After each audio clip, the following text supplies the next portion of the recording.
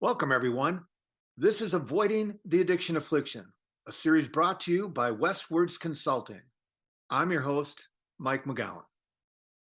What happens in a relationship when one person wants to paint the walls of the living room taupe and the other wants to paint them lime green? It may not seem like a big issue, but how do they handle it? What do they do? Who wins? Who loses? How do they compromise? Well, I'm pleased to have back today as our guest, Dana Emold. Dana is a certified substance abuse counselor and clinical therapist with LifeStance Health. Our conversation today will be about relationship difficulties, roadblocks, and deal breakers. Welcome back, Dana. Hi, thank you. I'm so glad you could be here. You know, the last time we chatted, we discussed healthy relationships. I did a series of podcasts on what makes a healthy relationship, which is always a goal in therapy, right? But I wanted to come at it from a different direction today. Not all people in a relationship have the same goals, right? That is true. They really don't. And I think it would be really rare for two people to always match in their goals. It's completely appropriate for two people to have different goals. It's not something that they have to be the same on. Well, I went to a wedding last weekend and they were, all the toasts, they were all talking about how well they were matched. And, at the end of all the toasts, you would have thought, well, they're the same person. Why did they get married? Um, which is sort of a joke, but a lot of couples, how do you start out? Like, wouldn't it be great if every couple got into therapy before they moved in together or formed a partnership? It would be amazing. It rarely happens, even though therapy and mental health has come more to the forefront. A lot of people really underestimate that we are not taught at any time in our schooling how to communicate with another person and how to negotiate with another person. That is something we are not taught. We are taught how to do relationships through Hollywood and love songs. Oh, wow. That's not good. No, it's not good. I mean, It's just a landmine of unrealistic expectations. well, especially with all the Marvel and Avenger movies out, that's it's not a good role model at all. Well, so what would if a young couple came in Mhm. prior to forming a partnership, we'll use that term today, what would you have them talk about? I think one thing is to sort of identify what are your goals and what are your values. And then also learning from the other person what their goals and values are and teaching them how to communicate the areas where they have differences, where they're focused on the what and not the who. Mm. It's what is different, not you're wrong, I'm right. It's just the what. If we have a difference of opinion on what color to paint the walls, that's a conversation about painting the walls. That's not a conversation about you're stupid. Even if I like lime green? Even if you like lime green. That's right. Well, think about the amount of time that, let's say if a couple's getting married, that they are going to spend talking about colors of the dresses, the Mhm. food, where we're going to go, who's going to be invited. And in the meantime, who pays the bills? How do you divide the finances? Can I ask you a It's personal question? Did you do any of that prior to a partnership for you? oh no. No, I nobody mean, does, right? yeah, I mean that's something you learn along the way. And so when people say, I love that people always say, oh, marriage is a lot of work. That makes no sense to anybody until you're married. And then it's like, oh, this is what they meant. Now we have to figure this out. And how do we figure it out? And then how does our like families of origin, how does that play into it? Did Oh, our parents know how to discuss these things? Have we seen a healthy model for it? And then you throw like kids into it, and it's now the way we were raised comes into it. And so there's so many different complicating factors, and it's how do we learn to discuss those and know that it's okay to discuss those, that we don't, that someone is not suddenly a terrible partner simply because they have a difference of opinion. well, I grew up in a pretty dysfunctional family that was at some point not intact. Did you grow up in an intact household? completely intact. Okay, so did you see, like in my parents' generation, I'm older than you a little bit. We'll just say a little bit. It was easy for them, I think, when you said, how do our parents do it? It was male outside, female inside, female Yeah. kids, male work, male grilling, female cooking. Is that, if that makes sense, right? Yeah. Very, very traditional, very standard of what was standard at that time. Yeah. So is that the way you also grew up? That is somewhat close to the way that I grew up. My mom did work outside the home, but not initially. Yeah. So in your current relationship, who mows the lawn? There's a lawn care service. Hey, hey, that's a great way around everything, right? We disagree. Let's get somebody else in, right? Uh, Yeah, I mean, I think there's all these different types of relationships now. And so it's how do we figure out how to do things? And what if it's like what if it's two women in a relationship? What if it's two mhm, men in a mhm. relationship? What if it's two women and a man in the relationship? It's how are we That's where we're going. navigating this? Yeah. And that's part of where we're going. It's like where, you talked about the traditional, or let's just say values that we saw through the media growing up. And Hmm. now you look around and relationships have all sorts of different constellations. Yes, they absolutely do. Well, do you think that people are fearful to express to their partner what they want and how they feel? Unbelievably fearful Of? of they're both afraid of the retribution, afraid of the invalidation, and sometimes we're also just afraid of like what it means. What is it, depending on what our family of origin taught us and what our upbringing made us believe, what does it mean if I tell you that I want this non-traditional type relationship? What does that say about me? That becomes part of it too, where it's not even so much about the partner, it's about saying it ourselves and And having that kind of bravery. that's such a simple statement you just made. Let's explore it a little bit because it's almost mind-boggling. So we're going to form a partnership, Yeah. and I'm afraid to talk to you. Yep. And you said that's unbelievably common. It's unbelievably common. I have a post-it note at my desk on my computer that says in relationships, the two things that they have to take away from a couple session is one, you cannot blame your partner 100% for what is going on in this relationship, that you both have a role. And number two, know what you want and know how to ask for it. Mm. It doesn't mean you're going to get it, but just know what you want and know how to ask for it. A lot of times we're not asking for what we want, and then we're really frustrated with our partner when we don't get it. Even though they don't know what it is. They don't even know what it is. And It's then like, we will navigate and we will manipulate so many things in the relationship to try to get them to see it without us ever actually expressing it. wow. Well, okay. So then if I'm fearful to communicate to begin with, then where's the trust? I mean, it's limited, but it's usually not there for ourselves. I don't trust that this is really what I want. Mm. I And don't trust that my needs deserve to be met. and that comes from.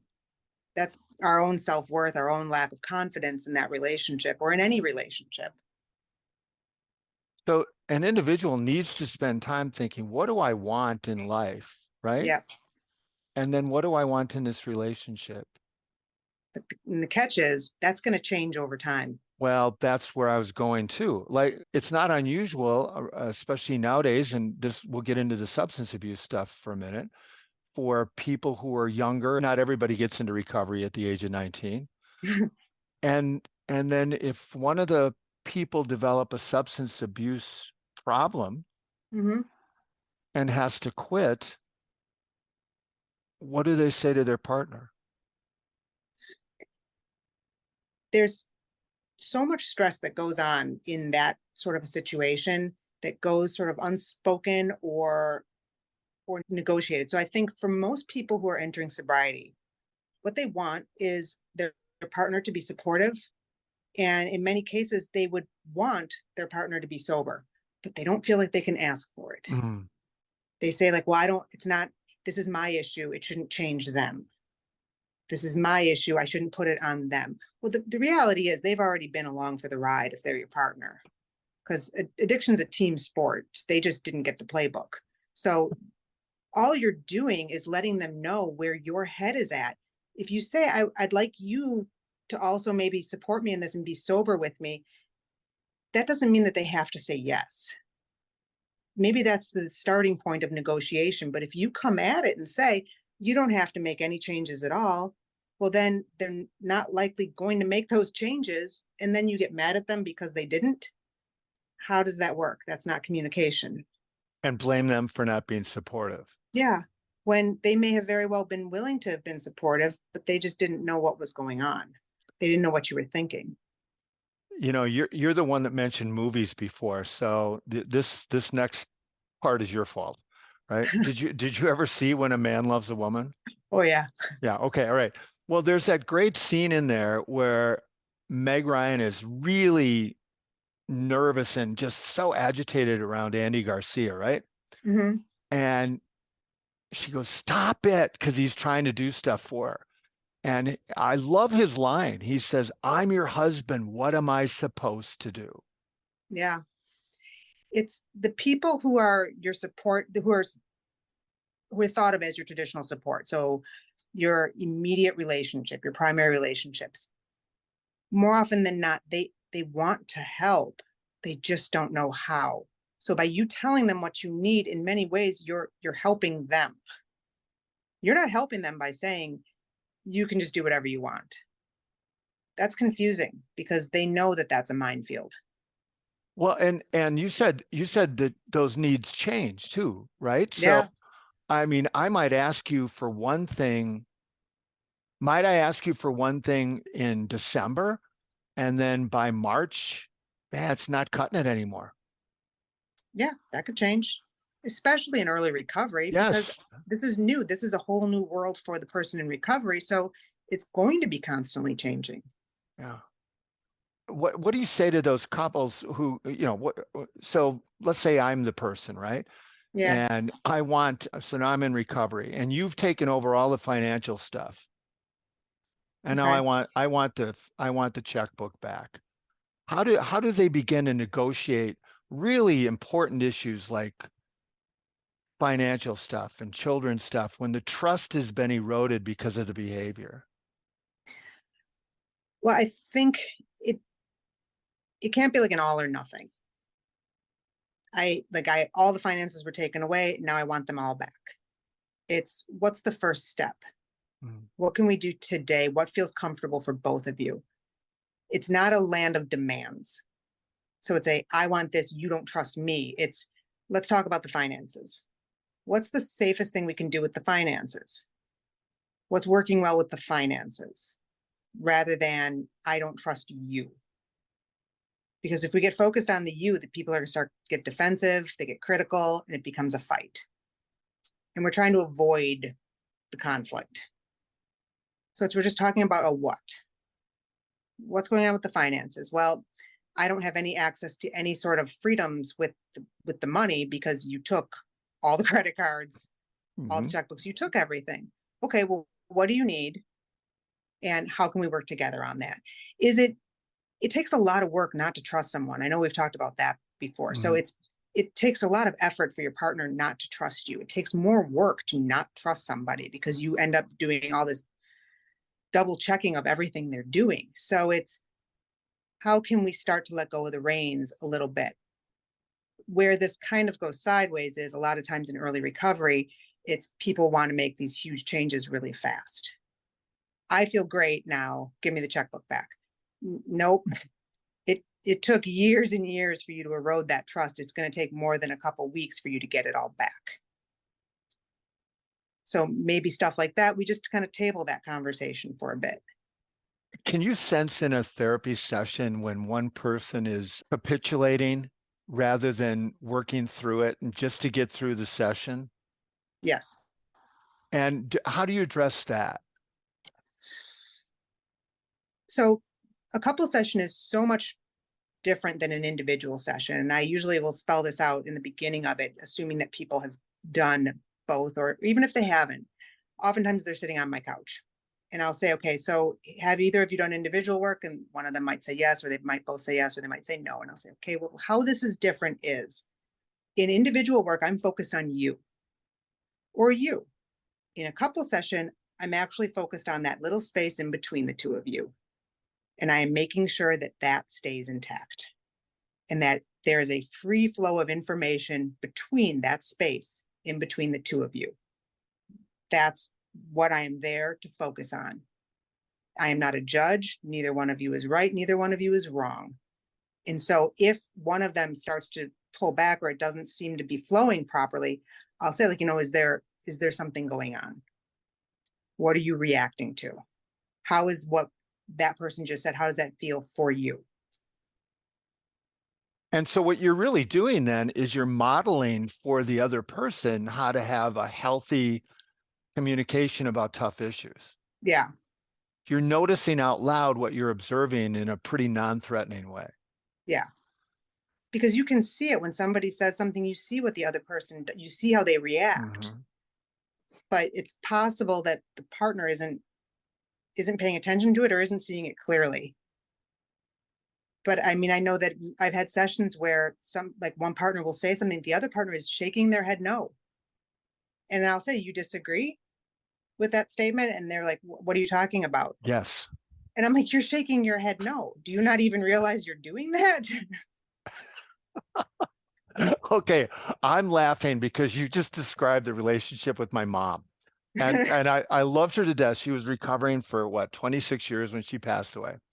And she had a thing. She didn't shake her head no, but she would, this isn't going to come across maybe audibly, but she would snip. She would go, I don't know, can you hear that? Yeah, I can hear She'd it. go, and when that had meaning, okay, growing Yeah. up with her, that little thing had a lot of meaning. So I would look at her and say, "What'd you snip for?" I didn't snip. What are you talking about? I'm just, and so the verbal communication seemed all healthy, but the nonverbal had all this context Yeah. beneath it. How do you get through that? So if I'm noticing that happening in a relationship or in these couple sessions, my first recommendation, and I recommend this to anybody, go for a walk with your partner. Have difficult conversations on a walk with your partner. Or if the weather doesn't allow that, then you do it in a car, on a drive. I don't want you facing each other when you're talking because it feels then you are reacting to all of these nonverbals. If you're on a walk, I'm not seeing the nonverbals, at least, or I'm not seeing them as clearly. And there's a natural end to it. I know that if we're walking for 2 miles, we're done at Hmm. the end of 2 miles. There's a natural endpoint to this conversation. Whereas if we're sitting at the kitchen table, this conversation could go on for the rest of our lives and it might go every which way. 2 miles, we don't have that kind of time. This is No, going to end. no, I can start to walk slower, but you're going to pick that up. Yeah. And I'm not seeing, I don't have to gauge your reaction. When I say something, I don't want you startled. I don't want you shake your head no. Well, So I'm not reading on that. and how often does it happen when you think you have some kind of an agreement walking out of a session, and then they come in the next week and didn't follow through? A lot. And how does that address then? Like, why didn't you follow through? Or how do you address that? I usually start a session by asking like how are things going? What's going well? And then sort of like where are things struggling? And if it's usually not that they both kind of they usually won't come in and say, well, I followed my end of the bargain and they didn't follow theirs. What I find is some people leave the sessions and then just never discuss what we discussed Right, in session. right. It's like as though it's going to magically just sort of start to happen without any follow-up following our session. So if that's what occurred, then it's okay, here's how your homework is you need to have these conversations every night. You need to do this thing every night. You need to go read this book together. You need to take a test together. It's sort of guiding them to start to do things together outside of session. You mean you don't get in shape by driving past the gym? That would be amazing. Yeah, wouldn't it? I I have to also I want to branch out a little bit. Lately, from folks like yourself, from many friends of mine, I've heard about people changing the rules in the middle of a relationship. Like you have some absolutes. I shouldn't. If you go into a relationship where you have done some communication, you're talking, and then several years in the relationship, the other person says, "Oh, by the way, I'd like to date other people while still in a relationship with you." Well, that's changing a pretty fundamental rule, isn't it? Yeah, it's changing a huge role. It's, first of all, I think it takes a tremendous amount of bravery to say that, to say it out loud before you've gone and done it. Because a lot of times it's happening in the reverse. I'd like to date other people. My partner would never allow it. Therefore, I'm going to just go and do it. And I'm not going to tell them. And then that's going to play out in this entirely different way. For somebody to be forthright and say, you know what, I'm really thinking I would like a more open relationship, is it's a tremendous ask of your partner, but it's not necessarily something they're opposed to. One area that couples counseling has changed a lot recently is, in the past, if somebody was having an affair, that was under like the Gottman method, that was the one area that, if that is happening, if somebody is having an ongoing affair, couples counseling is contraindicated. And we sort of say, like, you can't, that has to end before you can do this. Well, now, before that statement is made, the first question that has to be asked is, are you okay with an open relationship? Right. Because maybe your partner's okay with it. Maybe they know, I can't meet your needs, and we can go ahead with this and just sort of pursue how to move forward. What's the boundaries of this? What does that look like? It's a lot of times things that, when the rules are changing, they're not getting communicated. Hmm. I just that seems to always put the shoe on. I mean, that takes away some of the 50-50, I think, in a relationship. When one person wants to change the rules in between, the other person's kind of stuck with, what do I do with this? Yeah, I've seen it go all kinds of ways. I've seen people that have been completely supportive, where they say, you know what, I love you. I know that that need that you have, I can't meet that need, but I love you. And if you want to keep our relationship intact and pursue that, well, then I support that. Such as if it's a male female relationship and one person wants to explore a relationship with the same gender. Hmm. Okay, well, I can't change my gender, but I love you and you love me. So go ahead and explore. I'm a safe space. This is fine. Other times it doesn't go that smoothly, where it's, that will mean the end of the relationship. Well, and again, using your words from before, that can change, right? I can say I'm okay with that. And then when it Yeah. happens, go, yeah, you know what? I'm not okay with that. Yeah. It's, if somebody's going to explore an open relationship and they haven't already, and they're in couples counseling, or even if I'm working with just one of them and they tell me that their partner is getting ready to explore this, or they're thinking about exploring it, this is a point in time where your communication has to be on point. Because while these rules are changing, while the boundaries are changing, you have to constantly be checking in with each other and make sure you are okay. Are we on the same page? Where are we at with this? How are you feeling? Are you comfortable with this? Rather than just moving forward and assuming everything's fine. What do you find are the most common deal breakers in a relationship? Well, addiction is a big one. One person is struggling with addiction and the other person is pointing it out or trying to acknowledge it, and the person struggling is not acknowledging it. So substance use, infidelity. But the issues that couples fight about more often than not is really finances, Hmm. and then like in-laws. I hadn't even thought about that. Yeah. Like what? Like where we spend Christmas or holidays or Sometimes that, but I don't have, let's say I was raised in a very enmeshed family and that felt very natural to me. And your family had far more significant boundaries. Well, suddenly we cohabitate. My family's calling all the time. They're over all the time. I feel like I'm sharing you with your family and I want to be first. I want you to choose me first. And the partner's kind of lost. Like, what is that? What's that mean? Because they're coming from a background where we're all in, it's a stew. It's a big melting pot. It's not a plate with dividers. So that can cause a lot of conflict because there's just sort of this association that we're placing on how that person approaches family, that has some significance to what they think about me. It doesn't always. You should be able, that's one though, that you should be able to figure out ahead of time based on the relationship you observe with their current family. You know, if you're going to if you're marrying the whole family. People underestimate that one though. It'll be fine. Oh, okay. I love that. Boy, that's what we should title this whole podcast. It'll be fine, right? Well, okay. So you make, let's say we do some things that we're not proud of. We do the clandestine cheating. We explore things without telling our partner. We have substance use issues. How do we get the moral compass back? First, you have to own what you've done. You have to be willing to admit what you've done, and you have to be willing to hear from your partner the impact it had on them and validate it. You have to be able to tolerate that. If you can't even look in the mirror at yourself and say, this is what I did and I own it, then it's going to be real hard to get that moral compass back. Don't you think that that's what a lot of people are looking for is validation?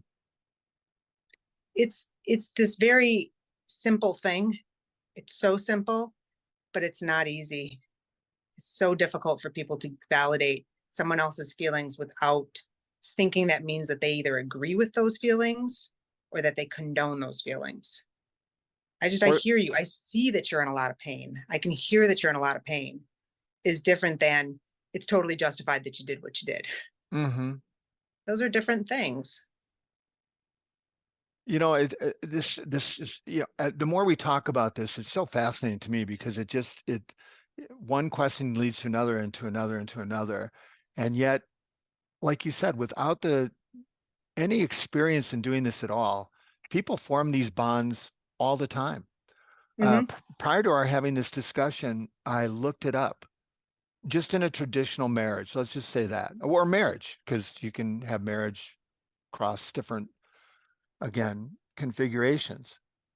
In the United States, the current divorce rate is near 50%. It's like 46, 47%, Yep. which means that people who form that permanent bond, half of them, half, are like, yeah, let's call it a day.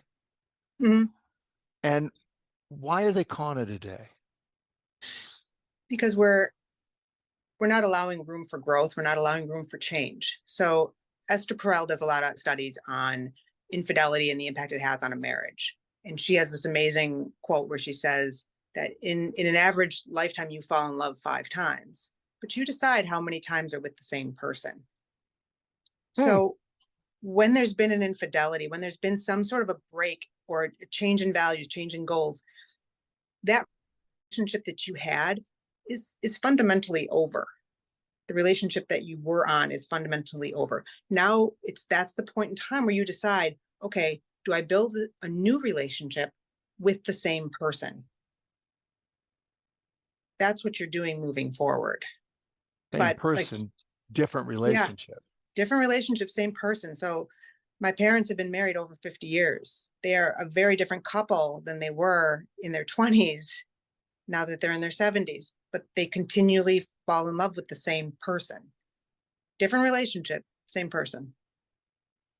It must be awesome to watch. It's it's amazing to watch. Yeah, it's they're the best. They're the best couple I know. That's very cool. Well, and I come at it from the other end. I watch them dislike each other over and over again. So, Yeah. Yeah, there's couples that do that. They stay together but they don't like each other in yeah. any format. But a lot of that is holding on to these past, like you used to do this, you could have done this, you should have done this. No, it's here's where you're at right now. Can I love this person? Yeah, you know that whole line, that what's the line? You always hurt the one you love. I hate that line. And I It's kind think of it's, twisted. yeah, it is. It is twisted, but you hear people saying it, it's in songs, and it's like, Yeah. why is that? Better to not do it. Well, I may ask you to do part two of this, or part two, three, four, because this is fascinating to me. And our time is my time with you is approaching the end. Obviously, folks, if you want to talk to Dana personally, her contact information is at the end of this podcast. We encourage you to listen next time. You never know what we're going to talk about here. Dana, thanks a lot for joining us today and digging a hole in this subject matter for us. Thank you so much for having me on. Yeah, and for the rest of you, please listen in next time when we talk about more of this kind of stuff. Until then, stay safe, talk to one another again and again and again. Stay safe.